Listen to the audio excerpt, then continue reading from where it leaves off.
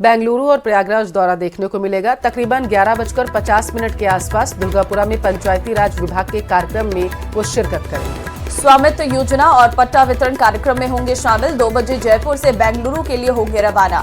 ब्राह्मण सम्मेलन और राजस्थानी सम्मेलन में भी होंगे शामिल। रात 9:50 पर प्रयागराज एयरपोर्ट पहुंचेंगे।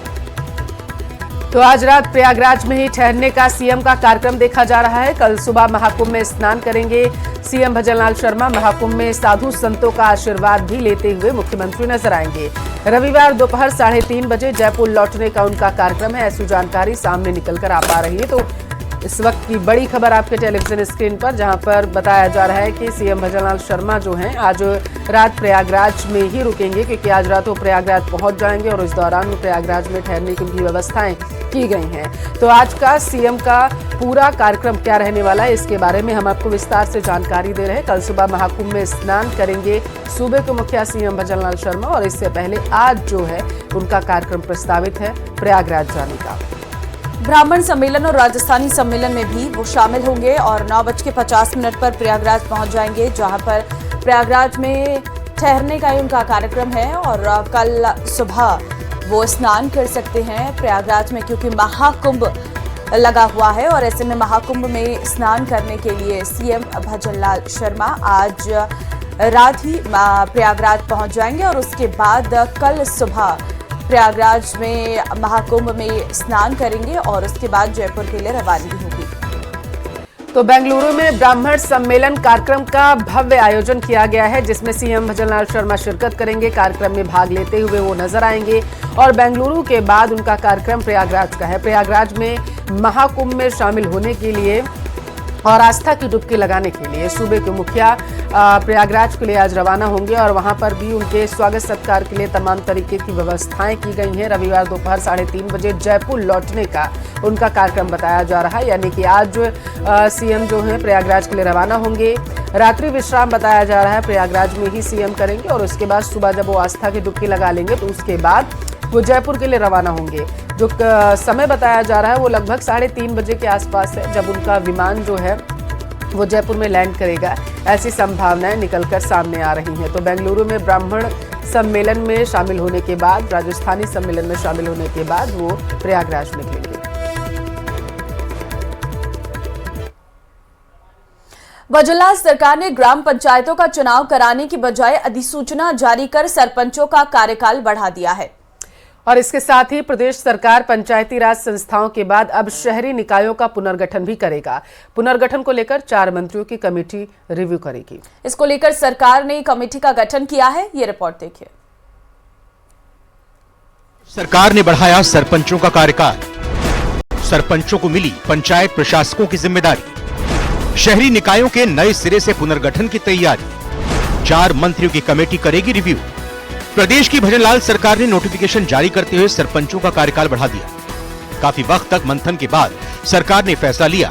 हालांकि इसकी मांग सरपंच संघों की तरफ से काफी वक्त से हो रही थी। सरपंचों को प्रशासक बनाकर पंचायतों का संचालन करने का आदेश जारी किया गया है। अकेले जनवरी महीने में ही 6,759 सरपंचों का कार्यकाल पूरा होने जा रहा है। दरअसल भजनलाल सरकार 1 स्टेट 1 इलेक्शन के कंसेप्ट के तहत पंचायतों के चुनाव भी एक साथ करवाना चाहती है। सरकार को इस रणनीति से प्रशासनिक कामों के भी आसान होने की उम्मीद है। सरपंचों की सहायता के लिए हर ग्राम पंचायत लेवल पर एक प्रशासकीय कमेटी बनेगी। इसमें उप सरपंच और वार्ड पंच मेंबर होंगे। गत गहलोत सरकार के अंदर केवल और केवल राजनीतिक जुड़ाव से गहलोत सरकार में पंचायतों का चुनाव 3 बार में 4 बार में कराया गया और इसी प्रकार से नगर निगम के चुनाव जो है, नगर निगमों को बांटा गया, चुनाव कई बार में कराया गया। उसके कारण से पूरे राजस्थान की प्रशासनिक मशीनरी की बहुत बड़ा फर्क पड़ा और मैं समझता हूं कि माननीय भजनलाल जी के नेतृत्व के सरकार ने ये बहुत अच्छा निर्णय किया है। भजनलाल सरकार शहरी निकायों का पुनर्गठन करने जा रही है। नगर निगम, नगर परिषदों और नगर पालिकाओं की सीमाओं में बदलाव करने की भी तैयारी है।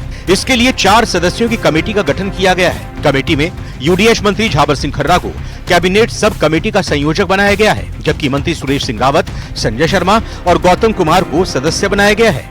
राजस्थान सरकार ने पंचायती राज एक्ट के प्रावधानों का उल्लंघन करा, संविधान का उल्लंघन करा और चुनाव नहीं करवाए और अब संभावित विरोध को देखते हुए इस तरह का ये निर्णय लिया है कि जो सरपंच हैं वही प्रशासक होंगे, लेकिन उनकी शक्तियां क्या होगी, कौन प्रस्ताव भेजेगा, विकास के कार्य के लिए बजट आवंटित कैसे होगा, इस बारे में कोई प्रकाश नहीं डाला गया। केवल और केवल चुनाव टालने की जो है ये भारतीय जनता पार्टी की सरकार ने निर्णय लिया है। प्रदेश में ग्राम पंचायत से लेकर पंचायत समितियां और जिला परिषदों के पुनर्गठन का खाका तैयार हो गया है।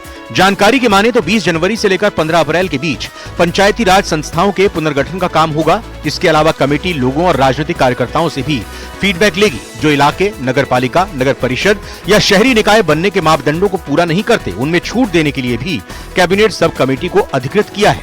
आइए अब आपको बताते हैं कि सरकार ने पंचायत चुनाव टालने का फैसला क्यों लिया। वन स्टेट वन इलेक्शन से पहले पंचायत चुनाव में गैप मिटाने की कवायद। प्रदेश में 11,000 से ज्यादा ग्राम पंचायतें हैं। सभी पंचायतों का कार्यकाल अलग अलग समय पर पूरा हो रहा है। एक साथ चुनाव करवाने के लिए प्रशासक लगाने जरूरी थे। 6,759 ग्राम पंचायत का कार्यकाल जनवरी में पूरा हो रहा है। 704 पंचायत का कार्यकाल मार्च में पूरा हो रहा है। 3,847 पंचायत का कार्यकाल सितंबर अक्टूबर में पूरा हो रहा है। गैप को कम करने के लिए प्रशासक लगाने का फैसला किया है। बहरहाल सरकार ने फैसला तो कर दिया है, लेकिन चुनौतियां कई हैं। जयपुर से न्यूज़ 18 राजस्थान के लिए सुधीर शर्मा की रिपोर्ट।